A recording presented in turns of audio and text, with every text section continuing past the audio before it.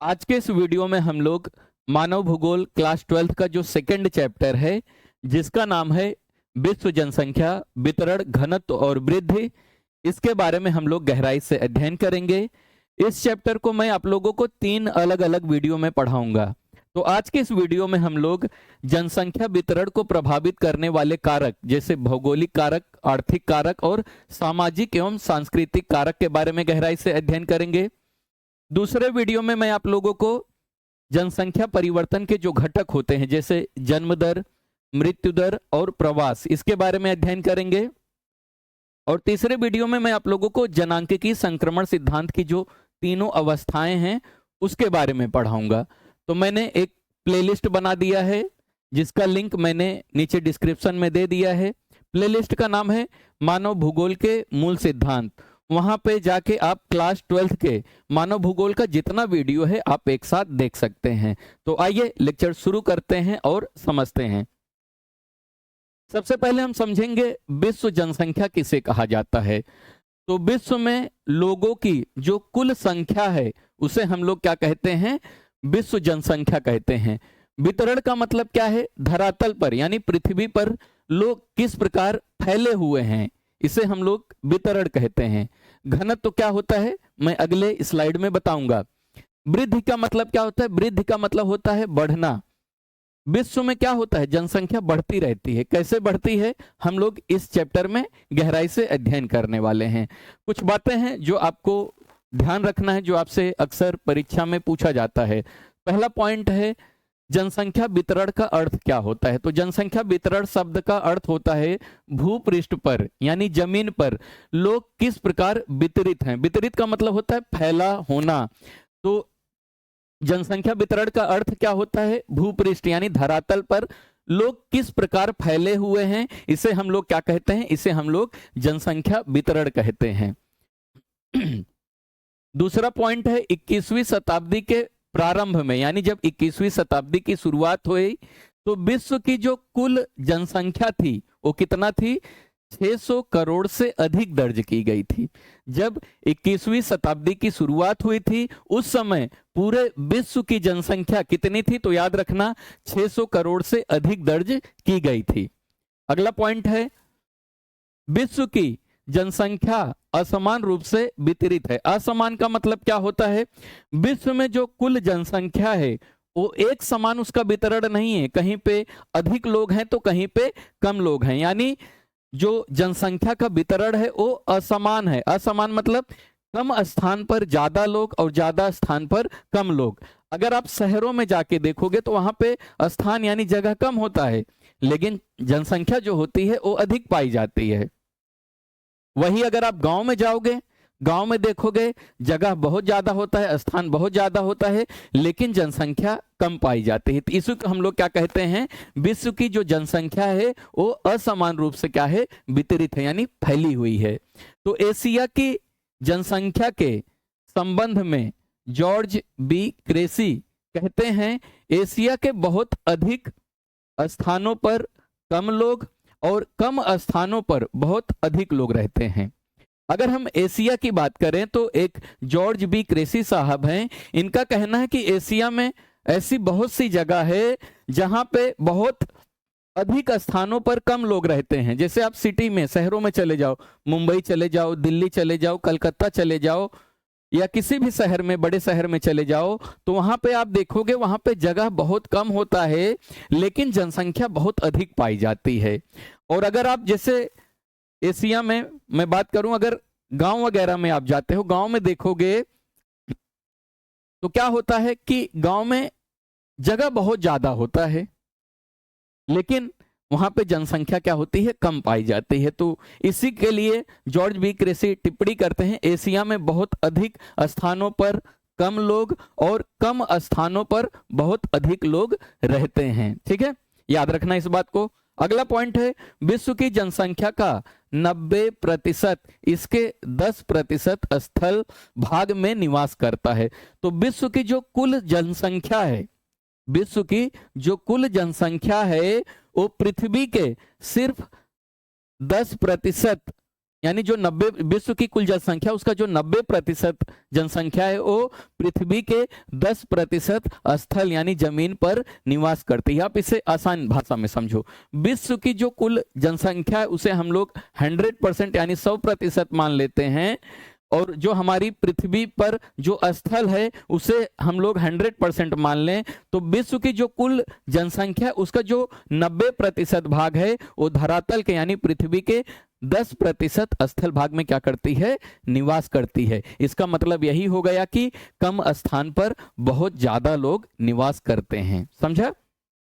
अगला पॉइंट है सबसे अधिक जनसंख्या जो है वाला कौन सा महाद्वीप है तो याद रखना एशिया महाद्वीप। एशिया महाद्वीप जो है सबसे अधिक जनसंख्या वाला महाद्वीप है, परीक्षा में आपसे पूछा जाता है।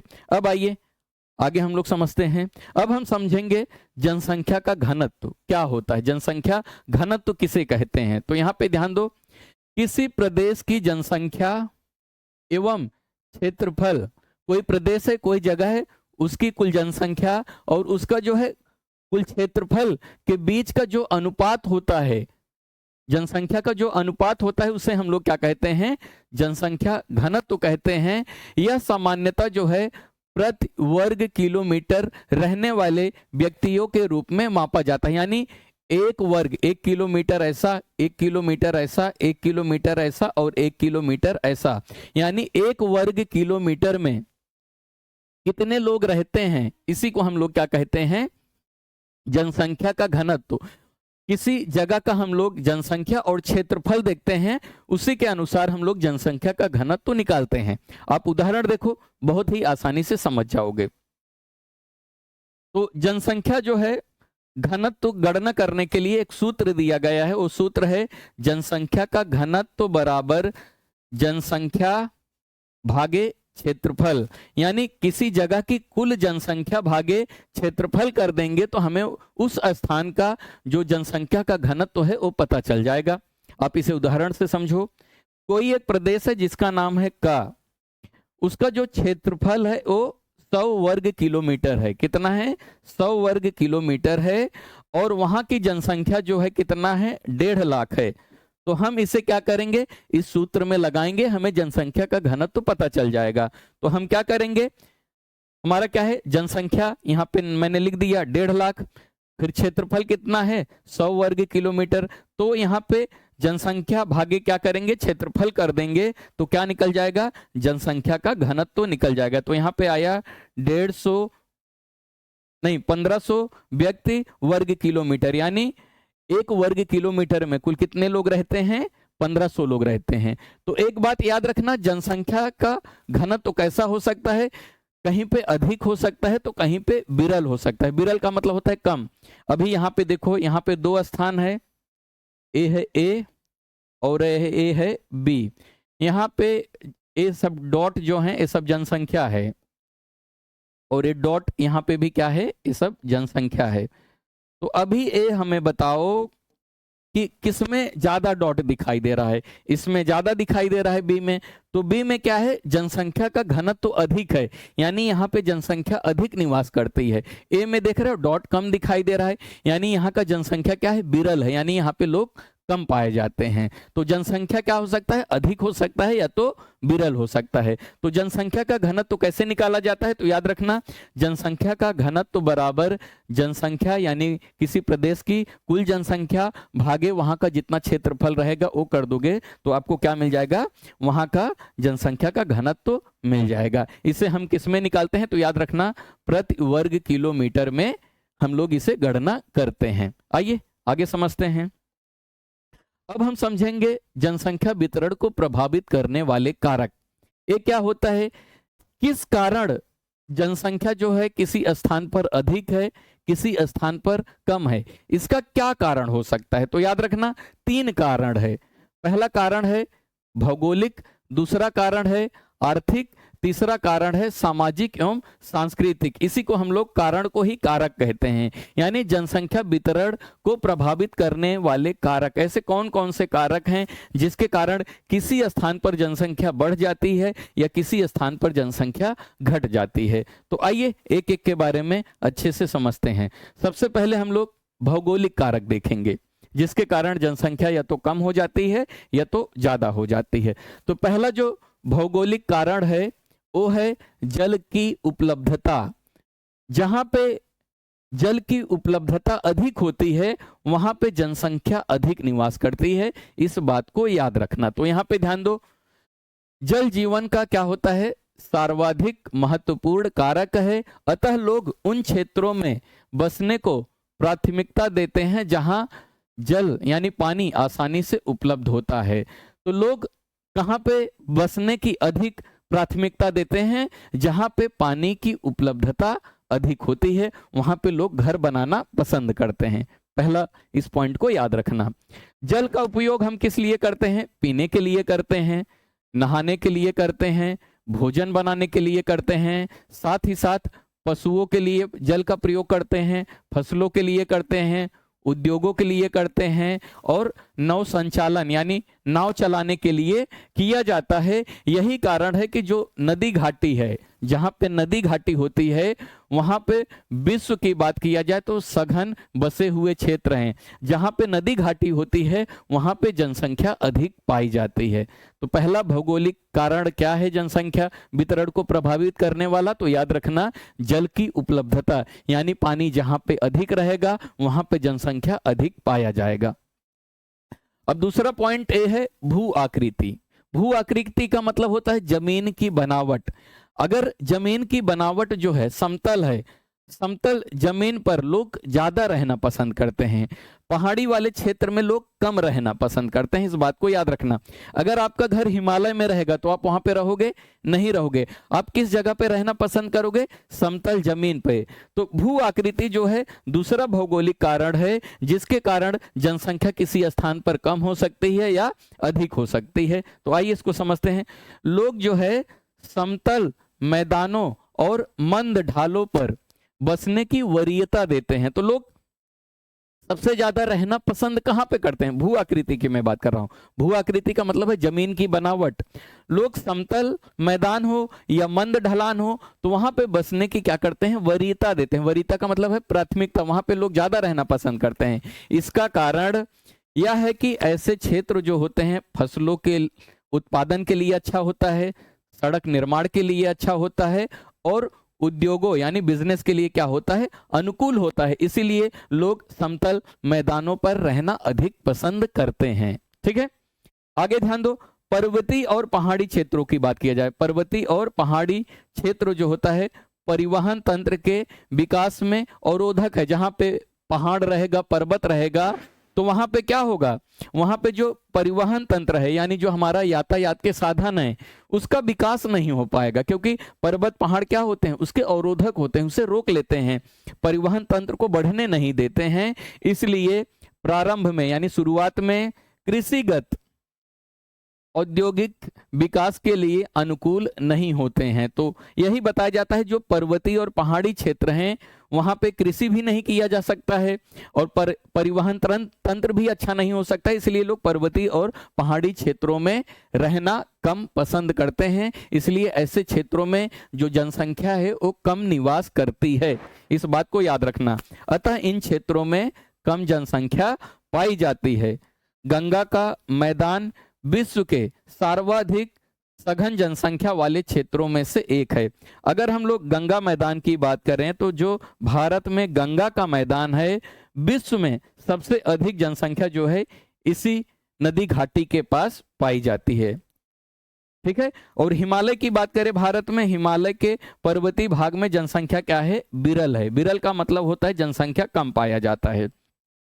तो भू आकृति की बात किया जाए तो समतल जमीन पर लोग रहना पसंद करते हैं और पर्वतीय और पहाड़ी क्षेत्रों में लोग कम रहना पसंद करते हैं। इसलिए समतल मैदानों में जनसंख्या का घनत्व अधिक पाया जाता है और पर्वतीय और पहाड़ी क्षेत्रों में जनसंख्या जो है वो विरल पाया जाता है, नहीं जनसंख्या कम पाया जाता है। ये हो गया भौगोलिक कारण भू आकृति। आगे देखते हैं, तीसरा है जलवायु। जलवायु भी जनसंख्या वितरण को बताता है कि कहां पे जनसंख्या कम रहेगा और कहां पे ज्यादा रहेगा।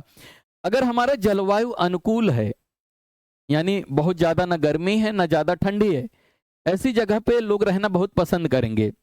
अगर कश्मीर की बात किया जाए तो कश्मीर में क्या होता है, ठंडी ज्यादा होती है, वहां पे लोग रहना कम पसंद करेंगे। अगर राजस्थान की बात किया जाए, थार जैसे जगह पे जहाँ पे रेगिस्तान है, वहां पे भी जनसंख्या कम पाई जाती है क्योंकि वहां पे गर्मी पड़ती है। तो लोगों को अनुकूल जलवायु चाहिए। अनुकूल का मतलब है अच्छा वातावरण, जहां पे ना अधिक गर्मी हो ना अधिक ठंडी हो। ऐसी जगह जो है मनुष्य निवास करना ज्यादा पसंद करता है। तो तीसरा जो भौगोलिक कारक है वो है जलवायु। आइए समझते हैं। अति उष्ण, उष्ण का मतलब होता है गर्म, अथवा ठंडे मरुस्थलों की विषम जलवायु। ठंडे मरुस्थल, कुछ ऐसे मरुस्थल होते हैं, मरुस्थल का मतलब क्या होता है, ऐसी भूमि जहां पे बारिश कम हो, है ना, और वहां पे जो पेड़ पौधे हैं वो कम उगते हैं, उसे हम लोग मरुभूमि कहते हैं, यानी मरुस्थल कहते हैं। तो याद रखना, मरुस्थल जो है गर्म भी होता है, ठंडा भी होता है। तो अति उष्ण अथवा ठंडे मरुस्थलों में विषम जलवायु पाई जाती है। तो जो मानव बसाव के लिए वो क्या होता है, असुविधाजनक होता है। यानी जहाँ पे बहुत ज्यादा गर्मी रहेगी, बहुत ज्यादा ठंडी रहेगी, वहां पे जलवायु क्या रहेगा, विषम जलवायु रहेगा।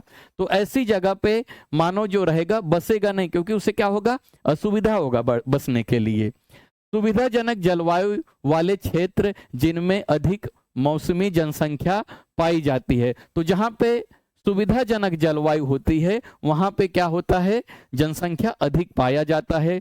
अगर हम भूमध्य सागरीय प्रदेश की बात करें तो वहां पे जलवायु कैसी पाई जाती है, सुखद जलवायु के कारण इतिहास के प्रारंभिक यानी शुरुआती काल से बसे हुए हैं। तो यानी जो भूमध्य सागर प्रदेश है यहाँ पे जनसंख्या अधिक पाई जाती है। क्यों, क्योंकि यहाँ का जो जलवायु है वो क्या है, सुखद है। तो इस बात को याद रखना। और उसके बाद चौथा जो भौगोलिक कारक है वो है मृदाएं। मृदाओं का मतलब होता है मिट्टी। जहां पे अच्छी और उपजाऊ मिट्टी रहेगी वहां पे अधिक जनसंख्या पाई जाएगी, और जहां पे उपजाऊ मिट्टी नहीं रहेगी वहां पे जो जनसंख्या रहेगा वो विरल यानी कम पाया जाएगा। तो यहाँ पे ध्यान दो, उपजाऊ मृदाएं जो होती हैं यानी जो जिसमें खेती की जाती है, ऐसी मिट्टी कृषि तथा इनसे संबंधित क्रियाओं के लिए महत्वपूर्ण है। इसलिए उपजाऊ या दोमट मिट्टी वाले प्रदेशों में अधिक लोग निवास करते हैं। तो याद रखना, जहां पे उपजाऊ मिट्टी होती है ऐसी स्थान पर जनसंख्या अधिक पाई जाती है। क्यों पाई जाती है, क्योंकि ये जो मृदाएं हैं गहन कृषि का आधार बन जाती हैं। तो जहां पे मिट्टी अच्छी होती है लोग वहां पे खेती करते हैं, जिसके कारण यहाँ पे क्या होगी, जनसंख्या अधिक हो जाएगी। ठीक है, तो ये था भौगोलिक कारक।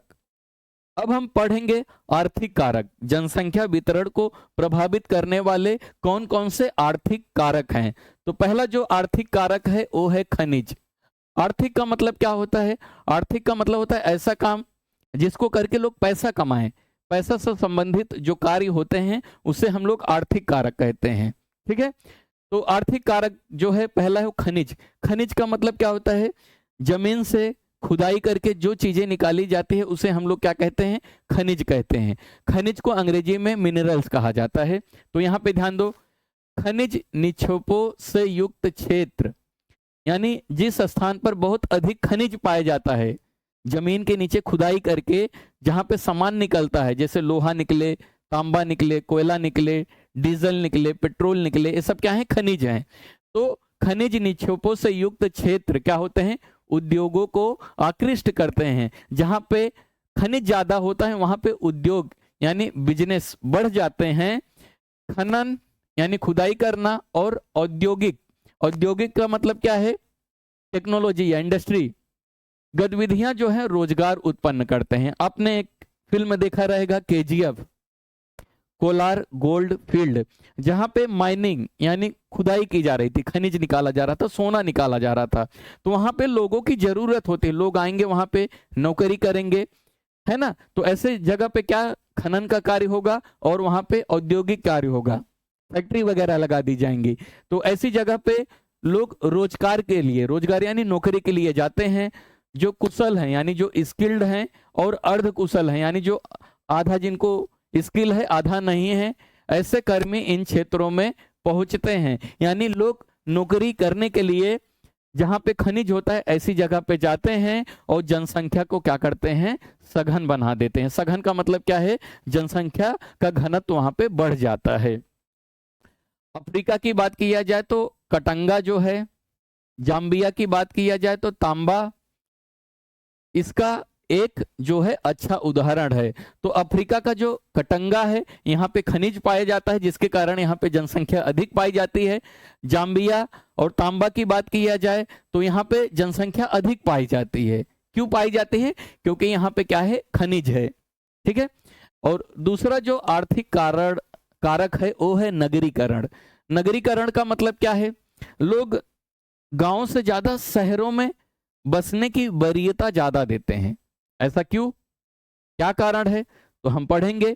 नगरीकरण यानी शहर, गांव से ज्यादा लोग शहरों में रहना पसंद करते हैं। क्यों, अब आप बोलोगे सर गांव में बहुत मजा आता है, बात तो सही है, गांव में मजा आता है, लेकिन फिर भी लोग नगरों में बसने की वरीयता ज्यादा देते हैं, जिसके कारण क्या होता है, जनसंख्या जो है नगरों में बढ़ जाती है। लेकिन वहां पे याद रखना आर्थिक कारक भी है नगर में जाने का। गांव में क्या है, व्यापार रोजगार की थोड़ा कमी हो जाती है, जिसके कारण लोग क्या करते हैं, नगरों की तरफ यानी शहरों की तरफ भागते हैं। तो यहाँ पे ध्यान दो, नगर जो होता है रोजगार यानी नौकरी के बेहतर अवसर प्रदान करता है।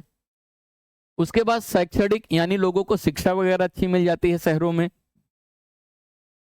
चिकित्सा संबंधी जो सुविधाएं हैं, हॉस्पिटल वगैरह, कोई बीमार हुआ तो जल्दी से लोग अस्पताल वगैरह में पहुंच जाएंगे। तो शहरों में क्या है, सुविधाएं ज्यादा होती हैं, इसीलिए वो लोग शहरों में बसना ज्यादा पसंद करते हैं। तो नगर में क्या होता है, रोजगार होता है, शिक्षा अच्छा होता है, चिकित्सा यानी हॉस्पिटल वगैरह सुविधाएं मिल जाती हैं, परिवहन आने जाने के लिए लोगों को गाड़ी वगैरह मिल जाता है, संचार के बेहतर साधन मिल जाते हैं, संचार यानी बातचीत करने के लिए टेलीफोन है, मोबाइल है, टीवी है, ये सब चीज अच्छा मिल जाता है। अच्छी नागरिक सुविधाएं तथा नगरीय जीवन के आकर्षण लोगों को नगरों की ओर खींचते हैं। तो एक गांव का बच्चा है, एक शहर का बच्चा है, गांव में भी अच्छी सुविधाएं हैं, गांव में भी अच्छे लोग रहते हैं। मैं एक उदाहरण दे रहा हूं, ऐसा नहीं कि शहर में बहुत अच्छे लोग रहते हैं, लेकिन जब शहर से कोई लड़का गांव आता है तो लोग बोलते हैं यार क्या रुतबा है ना, क्या तामझाम है। हालांकि हमारे उत्तर प्रदेश वाले किसी से कम नहीं है, इनका तो भौकाल बहुत तगड़ा है ना। तो फिर भी शहर से, जब पहले मैं छोटा था तो जब शहर से कोई गांव आता था हिंदी बोलता था तो मैं भी देख के बहुत आकर्षित होता था कि यार शहर में क्या होता होगा।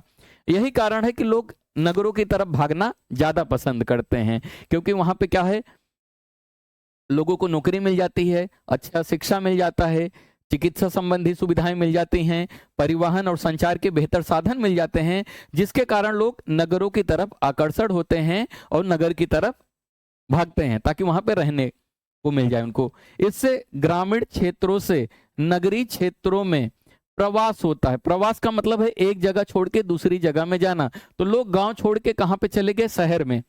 अभी आप गांव में जाओगे देखोगे तो जनसंख्या बहुत कम हो गई है, सब शहर जा चुके हैं, है ना।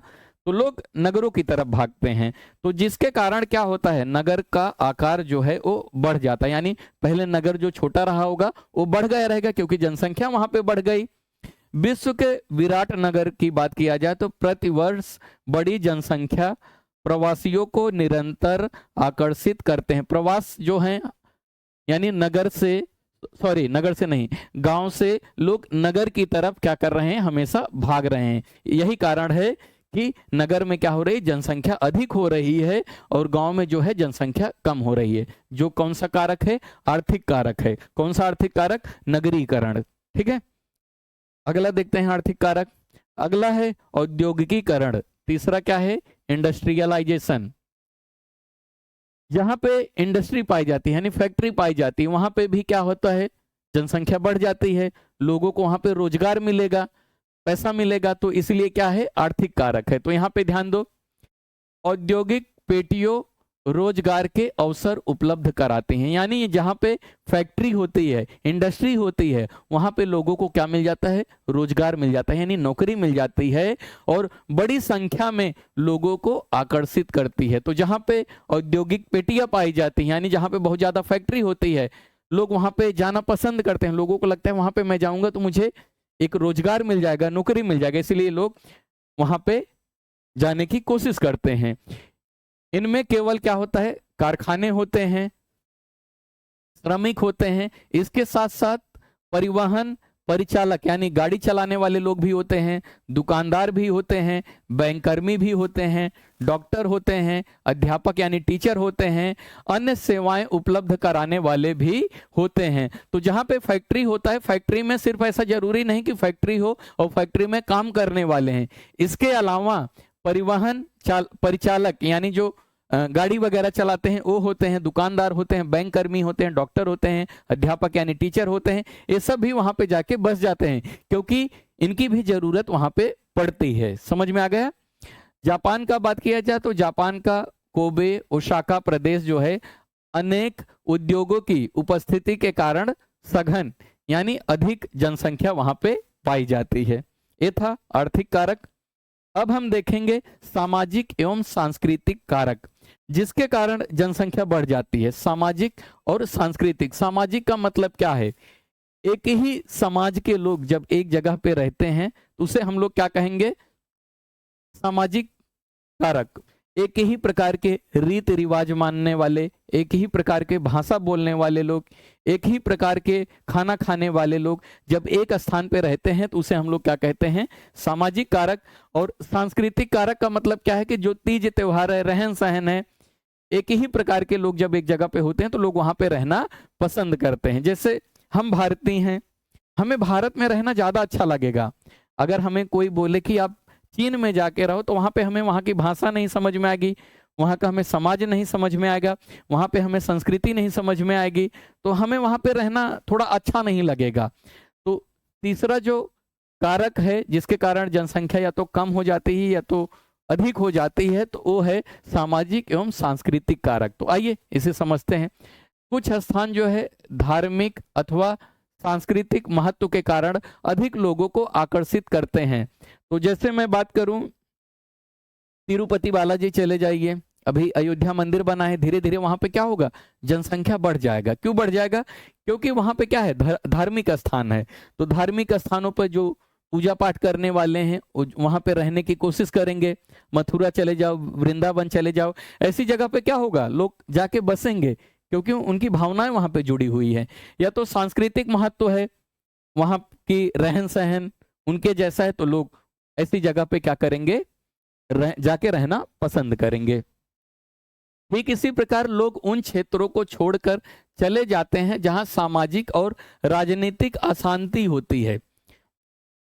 अगर मैं कश्मीर की बात करूं तो कश्मीर में एक समय ऐसा हुआ करता था, हमारे जो पड़ोसी हैं अक्सर वहां पे हमला करते थे। तो वहां पे क्या था, वहां पे जो था सामाजिक और राजनीतिक अशांति थी जिसके कारण लोग उस स्थान को छोड़ के दूसरे स्थान पे चले जाते थे। जिस जगह पे रहते हो अगर वहां पे क्या रहेगा, हमेशा हमले होते रहेंगे या वहां की जो सरकार है वो हमेशा चेंज होती रहती है तो वहां पे क्या होती है, अशांति बन जाती है। तो जिसके कारण लोग उस स्थान को छोड़ के किसी दूसरे स्थान पे चले जाएंगे। समझा, ठीक है। कई बार सरकारें लोगों को विरल जनसंख्या वाले क्षेत्रों में बसने अथवा भीड़ भाड़ वाले स्थानों से चले जाने वाले के लिए प्रोत्साहित करती है। तो कभी कभी क्या होता है, जब किसी शहर में जनसंख्या ज्यादा हो जाती है तो सरकार कहती है कि जहां पे कम जनसंख्या है आप वहां पे जाके रहिए, मैं आप लोगों को सारी सुविधाएं वहां पे दूंगा। तो वीडियो कैसा लगा कमेंट करके जरूर बताइएगा। मैंने इस चैप्टर को 3 पार्ट में बनाया है, तो आपको जो तीनों पार्ट का वीडियो है वो नीचे डिस्क्रिप्शन में उसका लिंक मिल जाएगा, नहीं तो आप प्लेलिस्ट में जाके मानव भूगोल के मूल सिद्धांत का सभी वीडियो एक साथ देख सकते हैं। तो चैनल को सब्सक्राइब नहीं किया तो कर लेना। वीडियो देखने के लिए धन्यवाद।